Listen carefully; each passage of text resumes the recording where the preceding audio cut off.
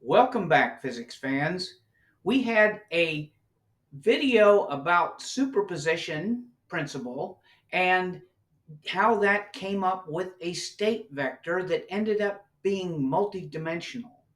But how are we going to work physics problems with just this state vector? Well, that's what this video is about. It's about an operator. We have operators that act on this state vector and then they predict what the realistic output's going to be. And in this one, we're going to talk about just position, first of all. Now, in macro physics, how do you predict position? Well, you give it three dimensions, x, y, z, and then there's the position. That's it.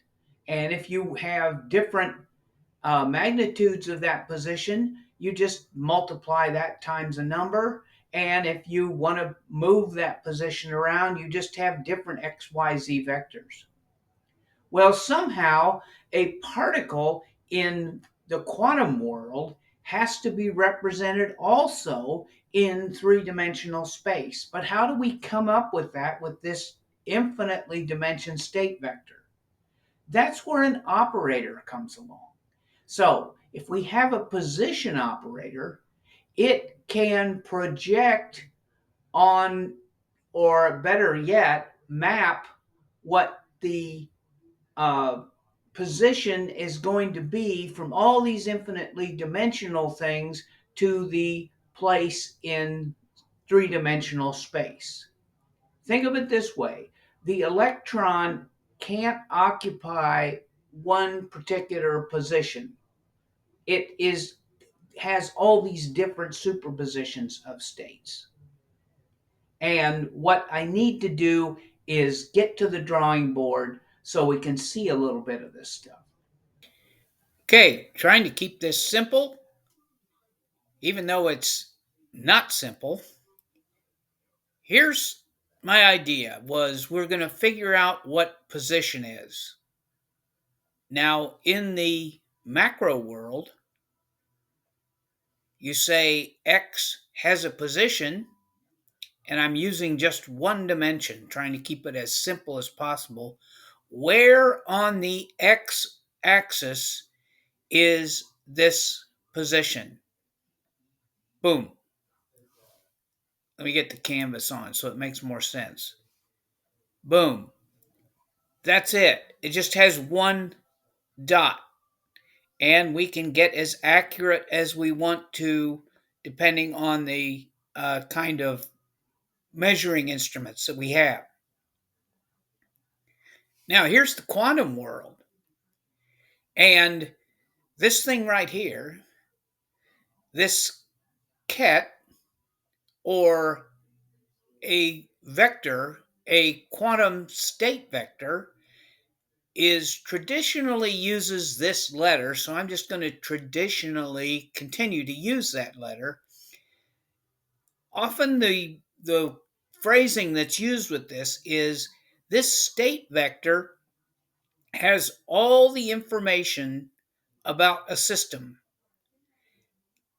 The information can be just more than that. It can be just not just position, but it can be momentum, it can be energy. Maybe there's even more things, but this is not a simple idea. Now, if this has all the information about the uh, physical system, then to extract that information, we use an operator. This operator, and it has this little tent symbol up here above it, or a little hat symbol, some people call it a hat, is the way that we map all the information about position from this state vector. Okay, now let's go over here.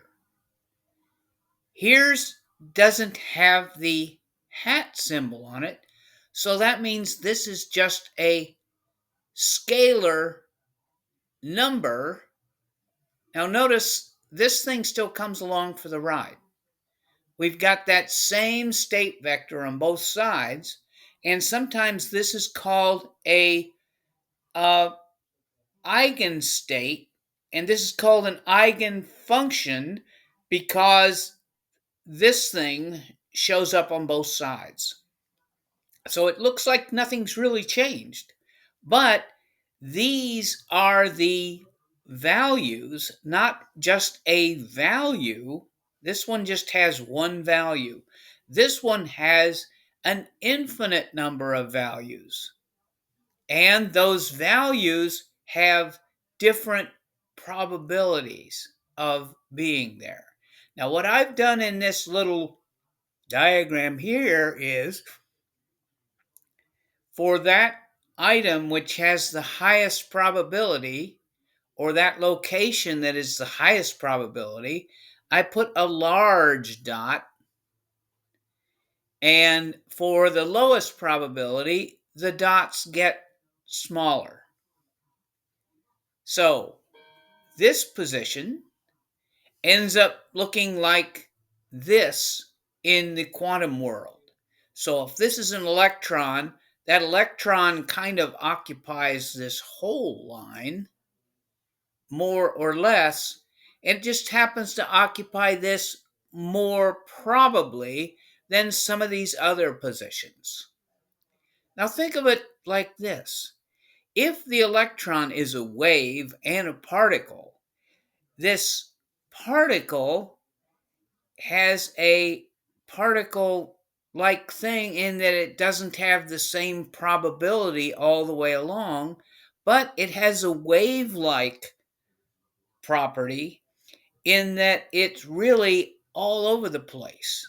A wave doesn't have a location, a wave is everywhere in space. So this is kind of the wave packet. A lot of times they call it a wave packet to bring up that. So most of it's here. Some little bit of it is out here. Now we did position. Now let's talk about linear momentum. Linear momentum in the macro world is simply mass times velocity. And usually Newton called this movement, mainly because it changes with movement of an object. And we are going to assume that mass is constant, so that it just varies as the velocity varies. Quantum world, same symbol, momentum in the x direction, and put the little operator symbol over it. And then we have this state vector, just like we had in the last time. Now, this is considered a linear operator, which linear operators have certain properties versus nonlinear operators, but this is a linear operator. We'll find out in future times when we talk about this, this is actually comes to be a differential, but it still acts as a linear operator. Now, when we do this, the things that we don't know are the state vector, which once we determine that, that will tell us everything about the system. And when we apply the momentum operator, which is something we know, then we apply that to, once we determine what this state vector is, then that will crank out the individual momentum values. Just like with position, momentum values are going to be various kinds of momentum, various types of momentum spread across an infinite number of states, and there will be a certain most probable momentum spot.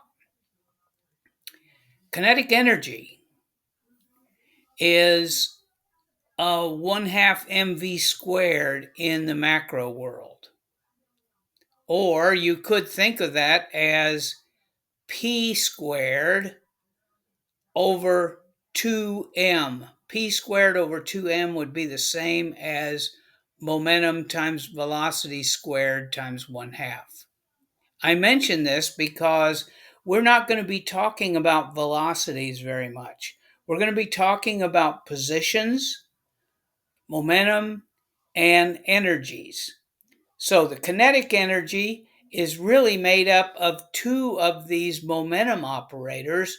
It looks like I'm saying they're multiplied together. It's actually going to be the dot product because these are uh, these are vector-like quantities all over 2m. And then we can call that the p operator squared over 2m. That will be the kinetic energy. Start with potential energy. Potential energy is represented by the capital V, and here's the momentum operator. In the macro world, this potential energy will be a function of force and position. We'll find out that in the quantum mechanical world, the force is not really identified. We use a different formation, a different transformation of the Newtonian representation, where we just choose a particular coordinate system so we don't need to include the force. This becomes very complicated, and it probably didn't make a whole lot of sense what I just said. Anyway, this is going to be a function of position and time. Now let's go to the total energy. That's I've got abbreviated by TE. Total energy equals kinetic energy. Here's the 1/2 mv squared plus potential energy, which is a function of force, and R is the position in 3 dimensions. In other words, X, Y, Z vectors come to create a R vector for position. Finally, here's the Hamiltonian.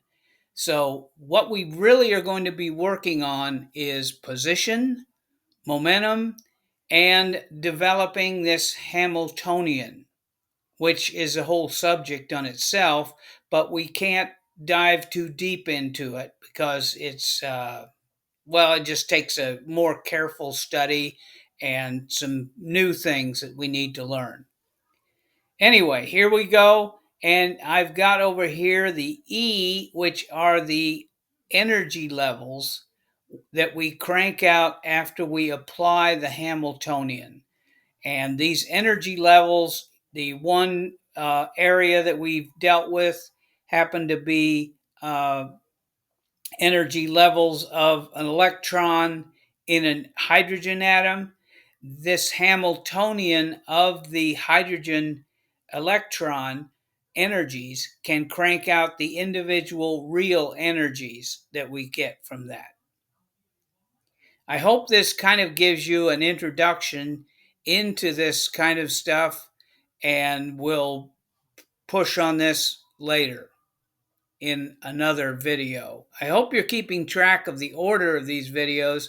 Otherwise, as little sense as they normally make, at least you can do it in sequence and see what I'm building on and see how my deranged mind approaches these subjects.